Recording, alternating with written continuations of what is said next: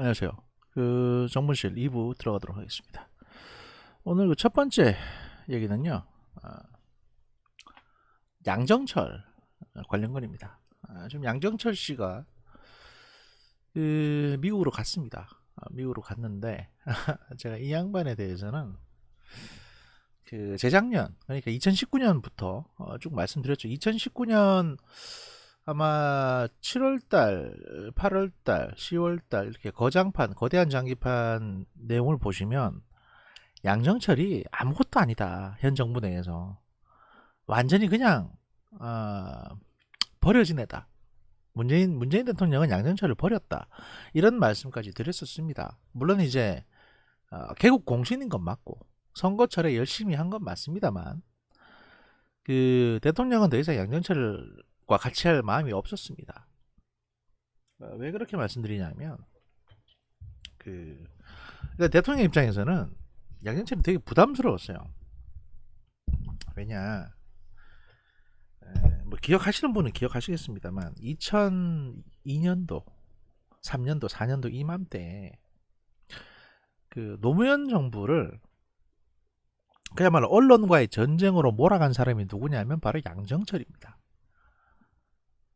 그러니까 양정철이 언론하고 자꾸 싸움이 붙어가지고 거기서 언론이 삐져서 그 내내 싸움이 났었거든요. 이게 양정철이 괜히 싸움을 붙여가지고 언론하고 대판 싸움이 났는데 그것 때문에 사실은 노무현 정부가 후반기에 언론으로부터 정당한 평가를 못 받았다는 평가도 있거든요. 사실은 양정철이 크게 잘못을 했죠. 그 당시 양정철, 그 다음에 이호철 이 두 사람이 언론과의 전쟁을 주도했습니다. 아무것도 얻은 것도 없었고 결국엔 그냥 작살난 거였어요. 근데 이제 이호철이나 양정철 둘 다 당시에 국회의원 보좌관 출신으로 있다가 청와대에 올라갔습니다. 그러니 얘들이 보통 생각하는 언론이라는 거는 지들이 보좌관으로 있을 때 같이 야합이나 하고 기사나 실어주던 이런 언론을 생각했을지도 모릅니다. 그러니까 좀 사실 보좌관들은 기자들을 좀 깔보는 경향이 있습니다. 기자들도 보좌관들을 깔보는 경향이 있습니다. 그러다 보니까 서로 이제 한번 길을 잡아야 되겠다 싶어서 대판 붙었는데 그 결과는 청와대가 참패했죠. 왜냐면 얘들이 너무 젊었거든요. 지금부터 20년 가까이 된 얘기입니다. 그러니까 그러고 나서 정권이 바뀌었습니다.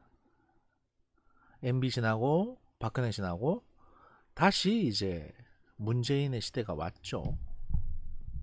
문재인 대통령은 그때 비서실장도 하고 하면서 양정철 이런 사람들이 그때 어떤 사고를 쳤는지 잘 봤을 겁니다. 그러니까 이런 애를 제도권으로 들여가지고는 도저히 일을 못한다는 생각이 들었을 테고 그래서 초반에 양정철에게 어떠한 청와대 직책도 주지 않았던 겁니다.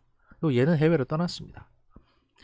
그래서 사람들은 얘를 실세라고 생각했어요. 왜냐하면 선거 때는 대선 때 그렇게 열심히 했으니까.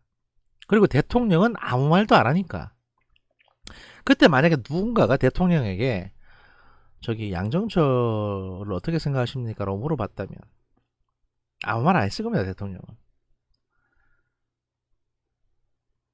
그러니 이제 양정철이 이 대통령 선거 때 갖고 있던 직책이나 그 영향력만 가지고 마치 숨겨진 실세 행세를 할 수 있었던 겁니다. 실제로 대통령은 양정철에 대해서 그렇게 뭐 조언도 구하지 않았고 같이 일한 것도 별로 없는데 그 이후에는 그냥 그래 그냥 밥이나 얻어 먹어라 생각하고 이제 입 다물고 계셨던 것 같아요. 제가 보기엔 문재인 대통령은. 그래서 양정철은 2017년 5월 시점에서 이미 버린 카드인데 사람들이 그걸 몰랐죠. 왜 몰랐냐면 그래도 이해찬은 양정철을 쓸만하다고 생각했거든요. 당대표 이해찬은. 이 구도가 성립되는 거는 이제 딱 이렇습니다. 뭐냐면 양정철은 사람을 많이 알고 대인관계에 폭이 넓습니다. 그리고 뭐 자잘하게 잔머리도 많이 굴립니다. 그러다 보니까 이제 저 사람에 대해서 어떠냐, 이 사람에 대해서 어떠냐라고 이제 일단 소위 말해서 민주당 내에 약간 국정원 역할을 할 수 있었던 거예요. 양정철이란 사람은 그만큼 두루두루 잘 알고 그러니까 또 이제 뭐 머리 잘 쓰고 전략 잘 내니까 당에서는 그래도 이용 가치가 있었던 겁니다. 건이 나갔다가 다시 들어와서 민주연구원장을 맡았던 것도 대통령이 제시켜주라고 했겠습니까? 그냥 이해찬 씨가 맡겨놓은 거죠. 한번 해보라고. 왜냐면 딱히 뭐 지금 그것도 없고 조국 사단이 나가지고 당이 지금 휘청휘청하니까 이4.15 총선이 좀 힘들게 생겼는데 뭐 공천이라든지 이런 걸 좀 잘해야 될 것 같으니 맡겼겠죠. 게다가 양정철한테는 어떤 우군들이 있냐면 지 후배인데 그 후배인데 친문 중에 지 후배인데 이제 이게 친문이 아니고 뭐 친문도 있겠지만 그 386 이해찬 밑에 있는 기존의 386 중에도 지 후배인데 양정철한테 형형 하면서 따라다니는 애들이 있어요. 아직까지는 뭐 홍익표라든지 뭐 이런 사람들. 그 다음에 뭐 양정철 덕분에 국회의원 된 사람들, 이런 사람들은 따라다닐 겁니다. 아직도 그런 그룹들이 있습니다. 물론 양정철은 한 번도 국회의원 된 적이 없죠. 그러니까 이제 그런 사람들이 슬슬 두 번, 세 번 국회의원 되고 머리가 굵어지면 양정철을 이제 팽시키기 시작할 겁니다. 이제 사실은 이게 지금 오긴 왔는데 그래서 양정철의 포지션은 이미 버림받은 책사예요. 마치 그 세조가 버려버린 한명회 같은 스타일입니다. 근데 아직까지 이용 가치는 있고 비밀을 많이 아니까 여기저기 불려다니면서 일은 하는 건데 대통령은 절대로 예를 들이진 않습니다. 지금 이거 무슨 얘기가 돌았냐면 기사에도 보면 그 여기 뭐냐 비서실 개편 당시에 비서실장 후임 후보군으로 한 명으로 거론되며 이런 얘기 나왔었죠. 근데 이거 언론에 누가 흘렸는지 아십니까? 저 비서실장으로 거론되고 있어요라고 흘린 게 누구냐면 양정철이에요.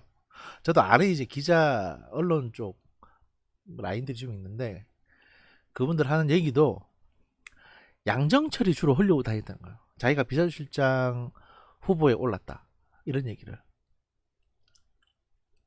근데 안 됐죠. 이거 얼마나 없어 보입니까 이거. 지가 흘리고 다닌 겁니다. 지가. 본인이 이런 말을 흘리고 다녔다는 말은 뭐냐면 무슨 얘기냐면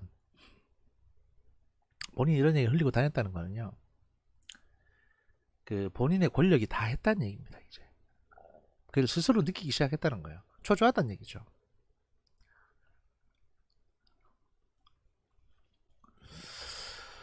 일단 기사부터 읽어보죠. 기사의 내용이 뭐가 틀렸는지 제가 설명을 드릴게요.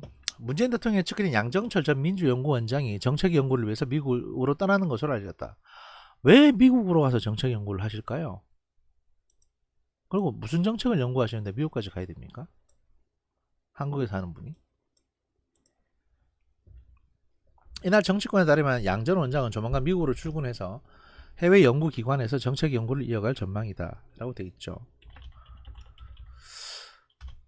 양 원장은 지난 4월 총선 이후에 몇몇 미국 대학에서 방문 교수로 초청을 받았으나 라고 되어 있습니다. 방문 교수로 초청을 받았다고요? 이게 이제 예를 들면 이런 겁니다. 예를 들면 이제 뭐 방문 교수는 뭐냐면 그냥 어디 인맥이 있어가지고 가서 그냥 거기서 그냥 들락날락하고 있는 거예요. 그럼 강의하는 것도 아니고 어쩌다 특강 한번 할까 말까.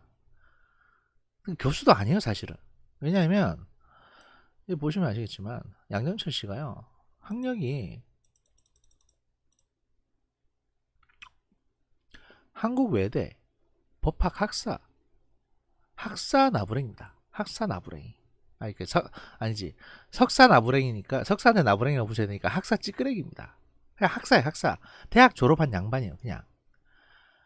근데 무슨 교수를 해요? 제가 뭐 석사를 나온 것도 아니고 박사를 나온 것도 아닌데 뭔 학문적인 인맥이 그게 있다고. 그러니까 결국 방문 교수는 뭐냐면 그냥 가서 이 대학의 도서관에 좀 도서관에서 공부 좀 할 수 있을까요? 라고 부탁하고 그냥 도서관 가서 공부하시는 거예요. 한 몇 푼 냈겠지. 아니면 거기 있는 사람이 초청을 했거나. 그러니까 공부하러 간 건 아닙니다. 공부하러 간 건 아니고 이제 뭐 중앙정치에 복귀하는 거 아니냐는 예측도 나왔는데 미국행으로 청와대와 확실히 거리를 둔 것으로 풀이된다. 2017년 대선을 승리로 이끈 광흥창 팀의 일원으로 문 대통령 최측근 중 특별한 공직을 맡지 않는 드문 사례. 이 말은 뭐냐면 기자는 여기서 뭐를 말하고 싶었냐면 공신인데, 개국 공신인데 초반에 팽당한 사례라고 봐야 되는 거죠. 전해철은 그래도 국회의원이라도 하고 있었기 때문에 뭐 어떻게 한 자리 할 수 있었지만, 이호철도 그냥 부산 가서 돈 벌고 있었고, 이호철은 사실 그 얘기가 있습니다. 뭐냐면 이호철이야말로 드러나는 게 싫어가지고 또 문재인보다도 위급이라고 해요, 거의. 그 그쪽 중에 좌파 중에서는. 그래서 이제 이호철은 뭘 하고 있었냐, 오거돈 대신에, 그러니까 거의 오거돈의 역할을 대신하는 밤의 부산시장이었다는 소문이 있습니다. 양정철은 이제 그보다는 급이 떨어진 인간이고, 왜냐면 이제 노무현 정부 때 전해철은 민정비서관, 이호철은 이제 홍보수석, 수석은 차관급입니다. 양정철은 홍보비서관인가 그랬거든요. 그러니까 비서관이니까 그냥 차관급도 아니고, 얘는 그냥 한 2, 3급 정도 되는 급이었어요. 예전에는 이제 국회의원 보좌관하고 또 저 한보의 정태수 씨 그 비서관하고 비서실하고 다녔는데, 그냥 그런 애예요. 그냥 쩌리. 근데 이제 똑똑했지. 그래서 이제 역사적인 인물로 치면 유자광급쯤 된다고 보시면 됩니다. 한명회도 아니고 그냥 유자광급쯤 보시면 된다고 봐야 되고요. 그 10일날 나온 기사가 뭐냐, 대통령을 움직이는 보이지 않는 손은이라는 기사입니다. 이 내용을 보면 권력 구도에 약간 미묘한 내용들이 보입니다. 일단 이 기사도 소개시켜 드리고, 제가 인지한 사항에 대해서 설명을 좀 드릴 텐데, 첫 번째, 이해찬, 양정철 지고 뭐 김경수, 윤건영 부각, 이호철 역할설, 뭐 여러 가지 역할설이 있다는 얘기입니다. 근데 이것도 사실은 좀 다릅니다. 아닙니다, 이거. 내용을 보시죠. 집권 5년차에 들어서 문재인 대통령의 정치적 의사결정 과정에 대한 관심이 커지고 있다. 신종 코로나 바이러스 감염증, 뭐 윤석열 검찰총장 징계 사태 등등으로 인해서 국정수행 지지율이 최저치로 떨어졌는데, 이를 돌파하고 반전시키는 결정을 내려야 하는 중대차한 시기이기 때문이다. 이거 언론에서 본다는 거죠. 그렇게 실제로 오는 건 아니고. 그러다 보니 공식 라인 외에 문 대통령의 의사결정에 영향을 미치는 인사들에 대한 관심도 높아지고 있다.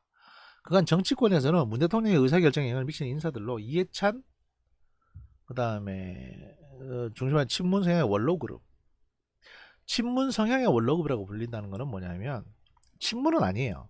친문은 아니고 구민주당, 구동교동계, 그 다음에 이제 학생운동의 정통파, 그러니까 학생운동의 정통파를 얘기합니다. 여기 이해찬 씨도 있고요.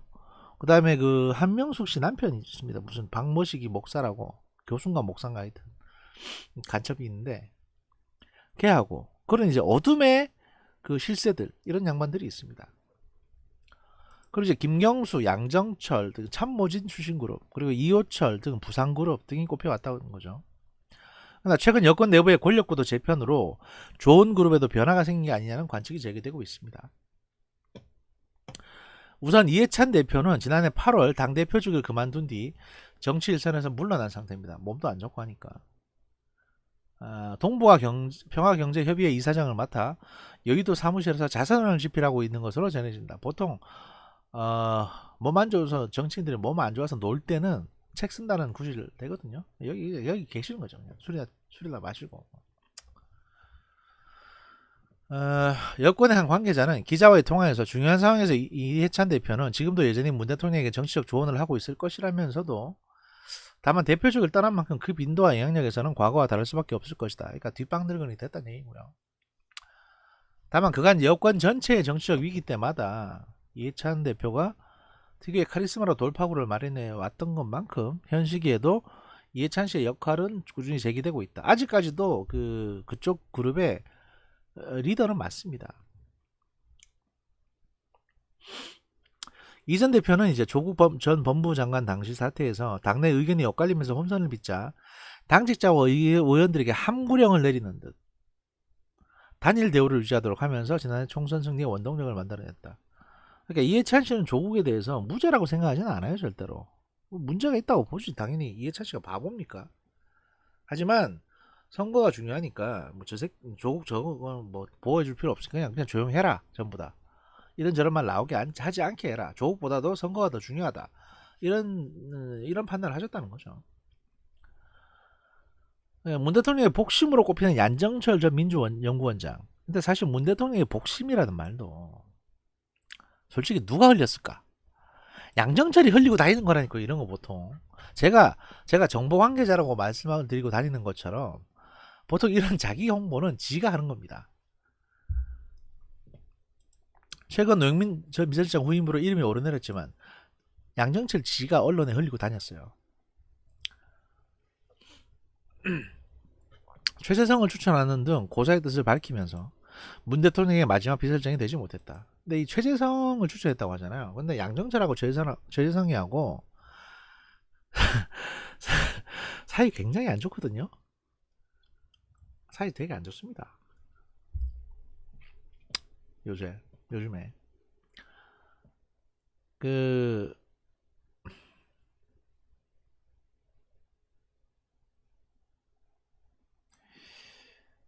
뭐 친문 인사들의 핵심 거듭된 권유도 끝내 고사한 것으로 전해진다는 것도 이해가 한 얘기일 거예요. 왜냐하면 그 대통령이 일단 양정철에 대해서 별로 탐탁지 않게 생각하는데 무슨 비서실장입니까? 게다가 제가 지금 말씀드릴 게 뭐냐면 영부인이 그 김정숙 여사가 양정철을 굉장히 싫어합니다.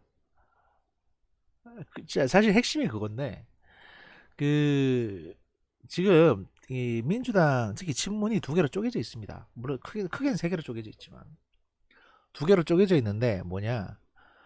첫 번째는 이제 그 김정숙 여사 밑에 있는 애들이에요. 예를 들면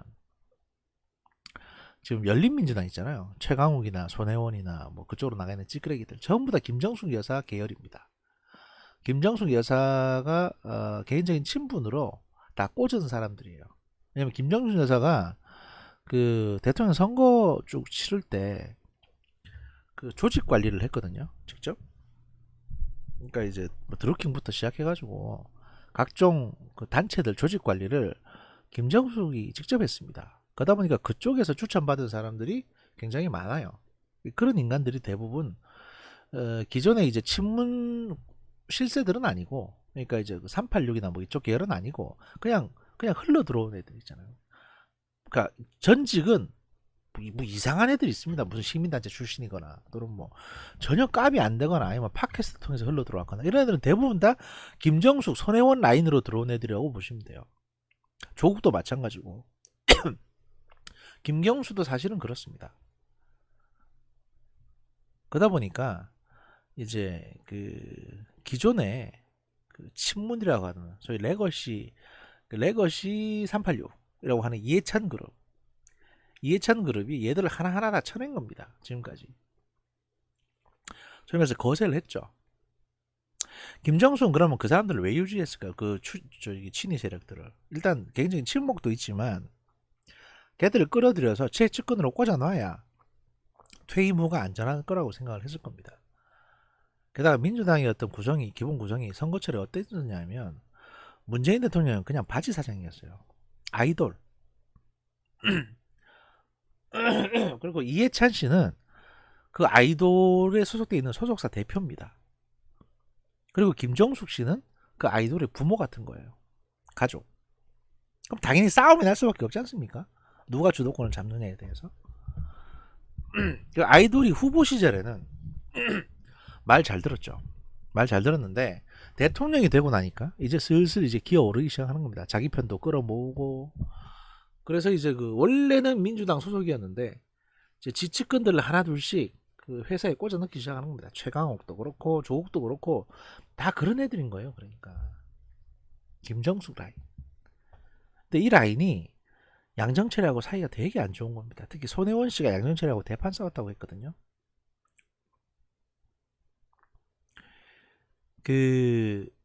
뭐 저도 전해 들은 얘기인데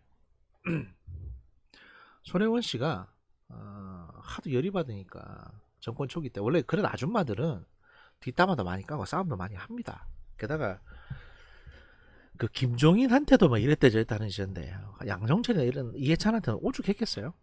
그러다 보니까 이제 지가 무슨 대단한 정치인이라고 여기저기 다니면서 이제 이간질하고 뭐 누구 씹고 그랬나 봐요.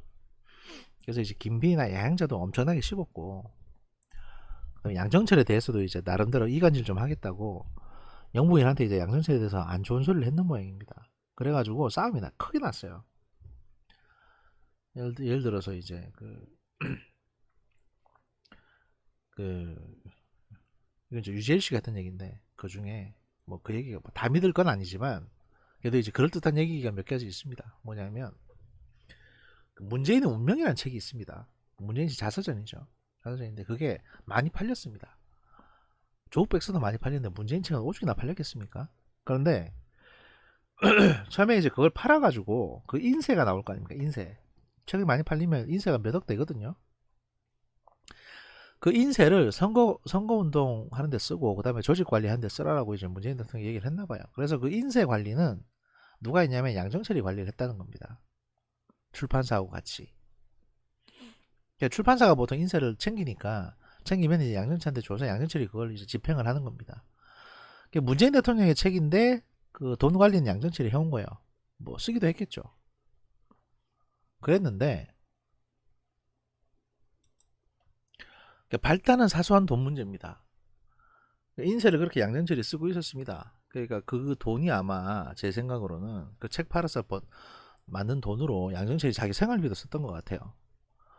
그러니까 출판사로부터 받았겠죠. 이렇게 조직 관리나 뭐 선거에 대한 비용 관리나 이런 걸 했을 겁니다. 대통령은 아마 그러라고 줬을 텐데 뭐 원칙적으로 따지면 그 책을 누가 썼겠습니까? 양정철이 썼거나 아니면 양정철이 이제 데리고 온 유령 작가가 썼거나 문재인 대통령이 직접 쓰지는 않았을 거 아니에요, 책을. 그러면 뭐 그렇게 관리할 수 있는 거거든요. 그런데 손혜원 의원이 이거를 가지고 영부인한테 이제 얘기한 겁니다. 그 인세 혹시 받으셨냐고. 그 양정철이 갖다 쓰고 있는 것 같은데, 그거 그러면 안 되는 거 아니냐고. 그래가지고 김정숙 여사가 출판사에 연락을 해서 인세 갖고 와라 이랬나 봐요. 그래서 어느 순간 출판사가 인세를 김정숙 여사한테 갖다 주기 시작한 겁니다. 몇 푼 되지도 않는 건데 사실은 크게 보면. 이러니까 양정철 입장에서 빡치잖아요, 그죠? 그러니 그 책 출판한 출판사를 양정철이 바꿔버렸대요. 다른 회사로. 지가 컨트롤할 수 있는 회사로 바꿨겠죠. 이제 이런 식으로 하나 둘 김정숙과 양정철 사이에 감정 싸움이 자꾸 커지는 겁니다. 손혜원이 그 사이에 껴서 이간질을 하고. 그래서 손혜원 의원의 그 목포 관련 스캔들 있잖아요. 목포 관련 스캔들. 그거를 누가 언론에 흘렸겠습니까? 양정철이 흘린 겁니다. 그러니까 이제 이게 자한당이 흘린 게 아니고 양정철이 SBS에 던져준 거예요. 왜냐면 양정철 입장에서는 손혜원이 싫거든. 그래서 제가 저 죽여야겠다 생각하니까 손혜원의 목포 관련 스캔들을 던져준 겁니다. 왜냐면 자한당은 그걸 디테일하게 조사할 능력이 없어요.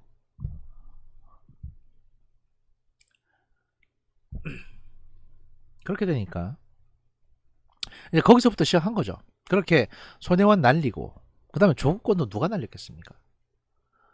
조국이 이제 마찬가지로 이제 영부인 라인인데 저거 그냥 내버려 두면 대통령 후보까지 올라갈 가능성이 보이잖아요.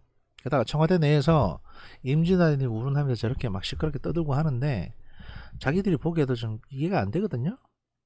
그래서 그거 검찰에 슬쩍 흘리고 언론에 터뜨린 게 그 소위 친문 그룹이라고 하는, 하지만 말은 친문 그룹이라고 하지만 친문이 아닌 소위 부엉이 떼거리 걔들, 그 이해찬 밑에 있는 앞으로 선거를 꿈꾸는 뭐 이재명 라인이라든지 이런 사람들이 조국권도 언론사에 던져준 겁니다. 검찰에도 흘리고. 되게 디테일한 얘기들이 이제 조국 관련해서 청문회 전에 막 흘러나갔는데 검찰에서 수사도 하기 전에 흘러나간 디테일한 건들이 많거든요. 이 건은 누가 알았겠습니까? 상식적으로 생각해 보십시오. 자한당이 알았던 게 아니라 민주당 내부에서 알던 거를 흘린 거예요. 적은 늘 내부에 있습니다. 그런 식으로 언론사에 흘리는 건 내부자입니다. 내부자. 그리고 정봉주 씨가 이제 서울시장 출마하려고 했을 때 그 스캔들 건, 이것도 누가 터뜨렸겠습니까? 이거를 자한당이 어떻게 알아서 터뜨립니까? 그게 흘러나간 게 그 조선일보나 조중동이 때린 게 아니잖아요. 맨 처음에 진보 언론이 맨 처음에 때렸습니다.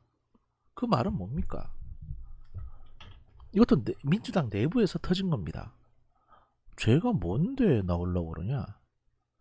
박원순 라인 터뜨릴 수도 있고요. 뭐 하여튼 저기 민주당 구민주계나 이것도 친문계가 터뜨릴 수도 있습니다. 원래 배신은요. 왜냐면 원래 경쟁자가 터뜨리는 겁니다. 이거는.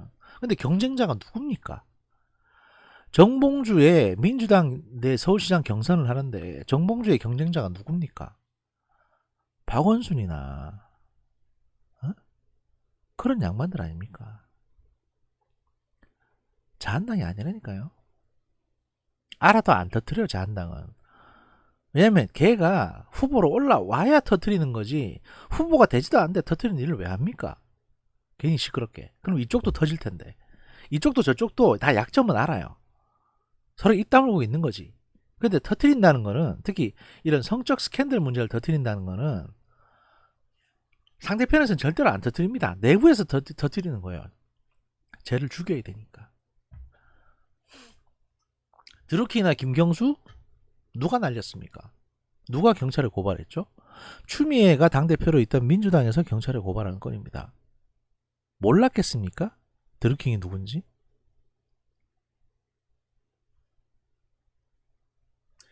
지금 이렇게 치열하게 내분이 전개되고 있습니다. 또 들리는 얘기로는 이해찬 씨는 뭐 벌써 그 민주당의 차기 대선 후보로 이재명 씨를 점 찍었다고 하더라고요. 큰 어떤 문제만 없으면 추가적으로 나오는 이재명이 민주당의 차기 대선 후보로서 대선에 임해야 되지 않겠느냐라는 생각을 하고 있답니다. 그러면 이제 이낙연 씨 입장에서는 갑갑하겠죠. 근데 이낙연 씨 조직이 없으니까 대항은 못하고 있는데 그래도 이제 이재명을 싫어하는 친문들도 있을 거거든요. 그래서 걔들이 어떻게든 이재명을 흠집내려고 노력을 할 겁니다. 이재명은 그걸 아니까 부자 몸살인다고 지금 당의 뜻에 따른다는 도 조용히 있는 것 뿐이고 이미 자기는 이제 후보 자리를 확보했다고 생각하니까 지금 이재명 씨의 어떤 그 행동이나 발언들을 보면 마치 민주당 대선 후보인 양 본인이 행동을 하고 있습니다. 그게 이제 그 이해찬 씨의 낙점을 받았다 라는 걸로 보여지는 거고요. 뭐 그런 의견이 그런 이제 제보가 있더라고요. 그 김두관이 저렇게 무리수를 두는 것도 불만이죠. 다음은 지가 될 줄 알았는데 지가 안 되니까 어떻게 해서는 여론 반전을 추구하려고 지금 저러고 있는 건데 앞으로 대선 후보 경선 레이스에 들어가면 민주당 내에서 김두관은 아마 이재명을 공격할 겁니다. 그리고 이재명을 공격하는 사람들이 굉장히 많아질 거예요. 어떻게든 이재명만 몰아내면 지도 꿈꿔볼 수 있는 지금 그 정도로 지금 2위는 아사리판이거든요. 현재는 그런 상황입니다. 하여튼 양정처럼 뭐 이랬다 야인으로 계속 머물고 있을 거고 뭐 이렇다는 거고요. 하여튼 김경수나 윤건영도 이미 날아갔습니다. 사실 윤건영은 지금 국회의원 생활하고 있는데 그 40명 되는 규모의 부엉이 모임이라고 있잖아요. 여기가 이제 무슨 얘기 되냐면 말은 뭐 문재인을 지킨다고 하는데 사실은 자기들 미래 걱정하는 데거든요. 고민정도 그렇고 유건영도 그렇고 지금 그렇게 해서 이제 국회의원 한 자리 받은 사람들 대부분 다 이제 다음번에 이제 자기 목숨 국회의원 공천도 유지하고 자기의 어떤 그 정치적인 미래를 생각하는 의미에서 저러고 있는 거지. 결국 이 양반은 더 이상 문재인한테 관심이 없어요. 윤건영 같은 경우에도 문바들 눈치 보니까 이슈 때마다 뭐 대통령에 대해서 지킨다 어쩐다 이딴 소리 하고 있는 거지. 지가 그렇게 만약에 문재인 대통령이 걱정되고 지키고 싶었으면 왜 국회의원으로 나옵니까? 청와대 국정상황실장이나 청와대 내에서 계속 대통령을 보좌해야지. 근데 2020년 2월 달에 1월인가? 하여튼 작년에 지가 청와대 사표 내고 나온 시점에서 이미 윤건영은 자기 정치 시작한 겁니다.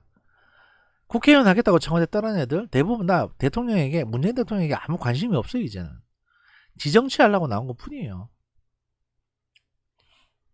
이 뒤에 내용은 어차피 그냥 참고 삼아 봐주시면 되고요. 별 건도 없습니다. 그냥 정세균이 어떻다, 이호철이 어떻다, 김경수가 어떻다라는 이런 자기들끼리 그냥 하는 얘기고 뭐 중요한 건 아닙니다. 중요한 건 아니고. 그럼 대통령은 김정숙 여사는 이렇게 김정숙 여사는 이렇게 양정철하고 치고받고 싸웠는데, 그럼 대통령은 도대체 원하는 게 뭐냐? 도대체 대통령은 뭘 원하냐? 지금 상황을 보면 국정에는 관심이 없는 것 같죠. 그래서 사람들이 그렇게 반대하는데 장관을 임명을 쭉쭉 합니다. 뭐지? 문창 아니지. 아직 하여튼 그 국토부 장관도 그렇고, 그 말은 뭐냐면 장관 임명이나 이런 건 어차피 자기 뜻은 아니라는 거예요. 그냥 쟤들이 시키니까, 또 쟤들이 저 사람 꽂으라고 하니까 꽂아준다. 그래, 오케이. 그냥 뭐 네가 뭐 해보든가. 다만 대통령이 내가 하고 싶은 일이 있는데 이거는 건드리지 마라. 대신에 이제 니들이 원하는 거 다 해줄게. 니들 알아서 해봐라. 약간 이렇게 좀 어떻게 보면 약간 방임하는, 지금 약간 방임을 하고 계시는 건데요. 그럼 문재인 대통령이 원하는 건 뭐냐? 저 양반 도대체 뭘 하고 싶어서 저러느냐?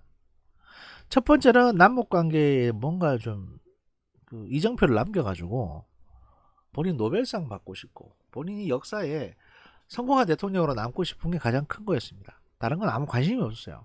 능력도 없고. 지금은 이거 다 저거 다 아사리 돼버렸고 나가리 됐으니까 이제 관심사는 뭐냐? 퇴임 후에 본인 감옥 안 가는 거. 이게 최대의 관심사입니다. 지금 문재인 대통령은. 내가 보기엔 이거밖에 없어요. 그러니 이제 그 거기에만 집중하고 있는 겁니다. 그래서 제가 늘 말씀드렸던 게, 1년 내내 말씀드렸던 게 뭐냐면, 문재인은 자기 정치를 하는데 문재인의 정치의 가장 큰 관심사는 뭐냐면 내 잘못도 아닌데 내가 처벌받는 것 너무 싫어하는 겁니다. 그래서 나는 노무현 대통령처럼 비극적인 삶을 살지는 않겠다. 나는 이 일 마치고 나서 검찰에 가고 싶지도 않다. 그러니 윤석열을 앉혀두고 공수처장을 앉혀둬서 또 감사원장도 그냥 내버려 두는 게 바로 그 때문입니다. 내 잘못 캐는 거 아니면 내 밑에 애들은 아무리 캐든 뭐든 상관 안 해요. 걔들이 잘못했으면 걔들 감옥 가면 끝이지. 대통령한테까지 안 올라올 거 아니야. 왜냐면 내가 알았으면 분명히 말렸을 거야. 근데 난 몰랐어. 그러니까 몰랐다는 거죠. 물론 그것도 욕먹을 일이긴 한데 감옥은 안 갈 거 아니에요, 적어도.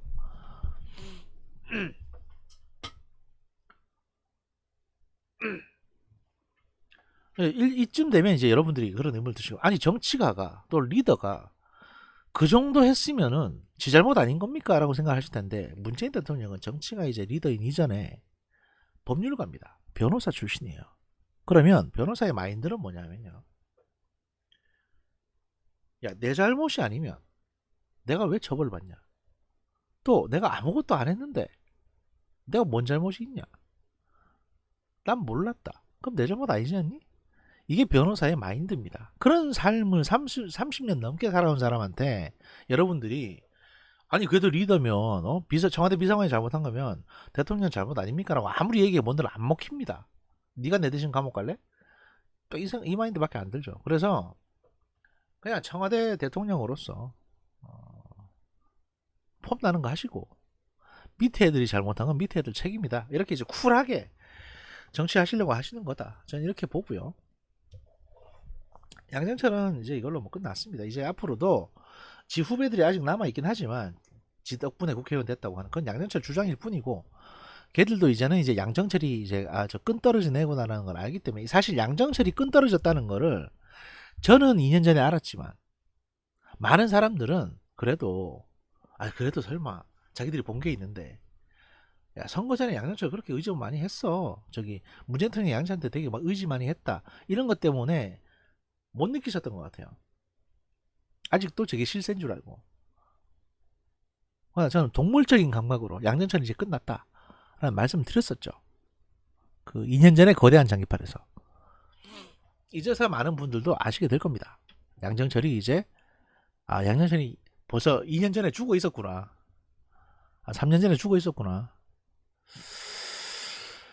3년상을 치른 거죠, 이제 양정철은. 그리고 이제는 정치권에서 완전히 끝장난 겁니다. 하여튼 양정철은 이미 이제 끝났다. 그리고 이제 군대에 전역한 육군 대장처럼 지가 전화해도 이제 사람들이 전화를 안 받기 시작할 것이다. 이제는 뭐 뽀록 났으니까, 실세 아닌 게. 그렇게 양정철은 이제 버림받았고요. 사실 정치 권력이라는 게 그렇습니다. 그렇게 버림받기 싫어가지고 진짜 발버둥 치는 거거든요. 그리고 그 권력이라는 게 사실 몇 년 갑니까? 한 3, 4년? 갈까 말까잖아요. 그만큼 무상한 겁니다. 무상한 거고 임종석도 그래요. 임종석도 지가 뭐 비서실장 다시 하고 싶어가지고 이렇게 막 펌프질 했나 본데 그거 안 됐죠. 이렇게 양정철, 임종석 이런 쩌리들은 다 밀려났고요. 이제 우상호, 이인영 이런 애들도 뭐 이런 말씀 드리기 못하지만 저희 그 양반들이 이제 과거에 무슨 지들 민주화 투사네 뭐네 이런 얘기 하지 않습니까? 대학 대표로 이렇게 뭐 무슨 회장 맡고 막 이랬잖아요. 근데 진짜 실세들은요, 운동권 내에서 진짜 하부 조직의 실세들은 그런 식으로 전면에 드러나지 않습니다. 왜냐하면 회장 맡고 무슨 조직 부장 맡고 이러면은 그거 저기 그 경찰이나 안기부에 바로 리스트업 돼가지고 바로 수배에 떨어지거든요. 그러니까 걔들이야말로 그냥 앞에 내놓은 허수아비인 겁니다. 말 좀 잘하고 언변이 있겠지. 근데 그냥 허수아비고요. 원래 운동권 실세들은 대학을 졸업한 지 한참 됐거나 아니면 조직책 교육을 따로 받았거나 하는 이런 애들이에요.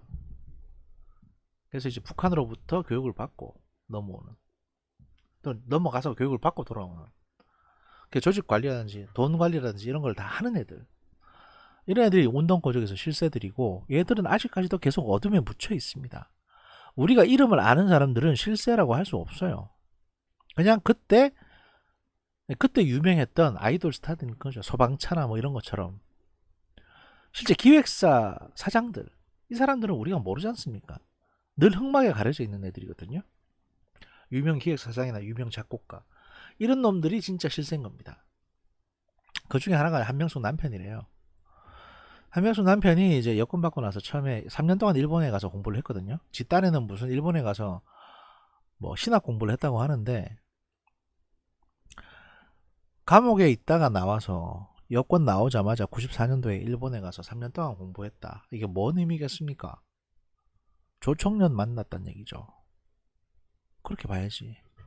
그러니까 일본에서 생활하면서 그 조청년 간부들하고 많이 교류를 했을 거고, 북한으로부터 많은 뭐 지도로 지시를 받았을 겁니다. 그래서 이제 국정원이나 안기부나 이런 데서 많이 감시 대상도 됐을 거고요. 그 김대중 정부나 노무현 정부 때 아니면 사실 한명숙이라는 사람이 자기 남편이 그 모양인데 국무총리가 될 수도 없는 겁니다. 제가 이런 말씀 드리면 또 뭐 저 주사파 얘기냐 뭐 과거 얘기냐 이런 말씀 하실지 모르겠는데, 저도 솔직히 말해서 북한이 그 뭐 대남 혁명을 통해 가지고 막 이렇게 그 뭐 그거에만 올인하고 막 이렇게 생각 안 해요. 안 하는데,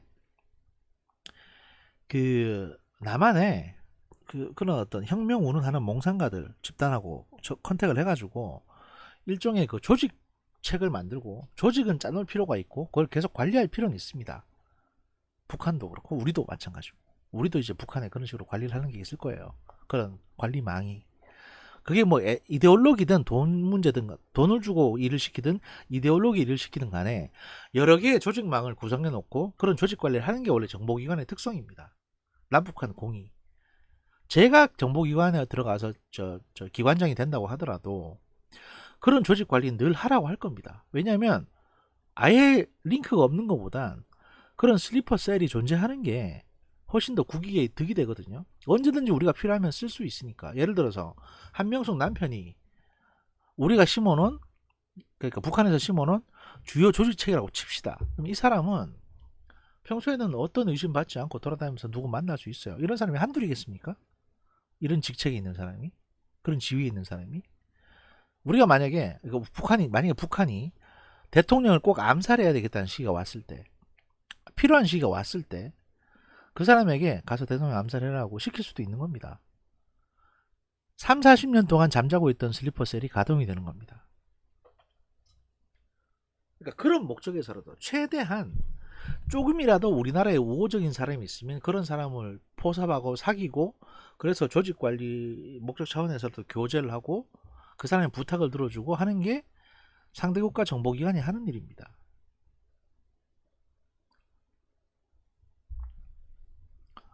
윤미향 씨 딸이 이제 미국으로 유학을 간다 그러면 그 뒤를 북한이든 일본이든 미국이든 필요하다 그러면 봐줄 수 있죠.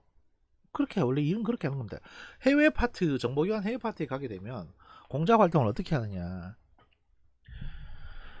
한 사람에게 예를 들어서 한 사람에게 특정 공작을 맡깁니다. 뭐 그게 한 사람이 될 수도 있고 한 팀이 될 수도 있는데 그 사람이 그 사람에게 할당된 관리 대상자가 한 3, 4명은 될 수 있어요. 그래서 야 너는 제가 만약에 북한 소속의 공작원이다 치면 이게 본부에서 저한테 지시를 내리는 거예요. 넌 한국 가서 한 20년 살 생각을 하고 한국에 가라.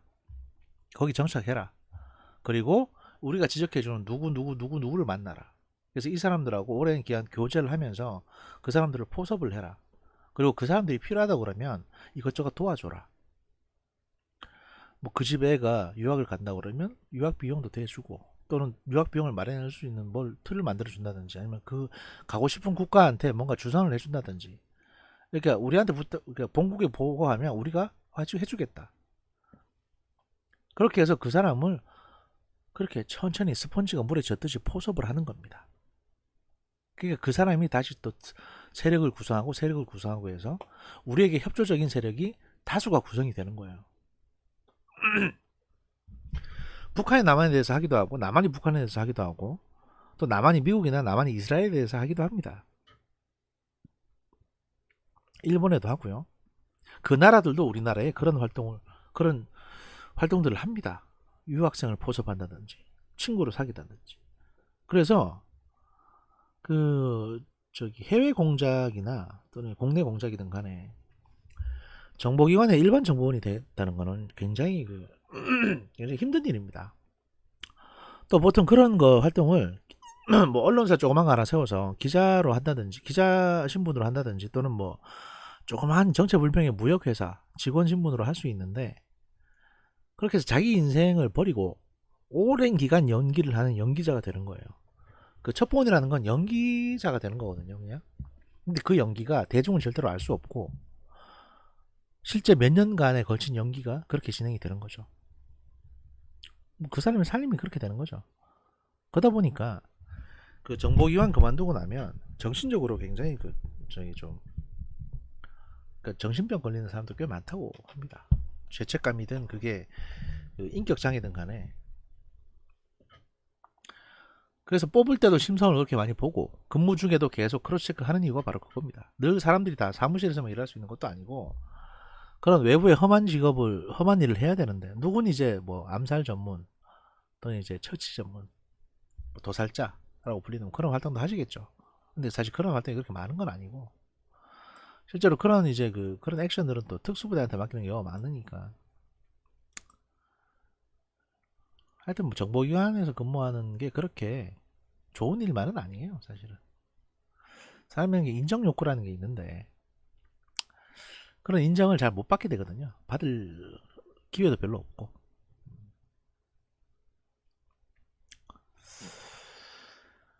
2분 여기까지 하고요. 잠시 뒤 저녁 때 3부에서 뵙도록 하겠습니다. 지금 시간은요 오후 3시 23분입니다. 월요일 오후 3시 23분입니다. 제가 일을 좀 하고 잠시 뒤 저녁 때 3부에서 뵙도록 하겠습니다. 감사합니다.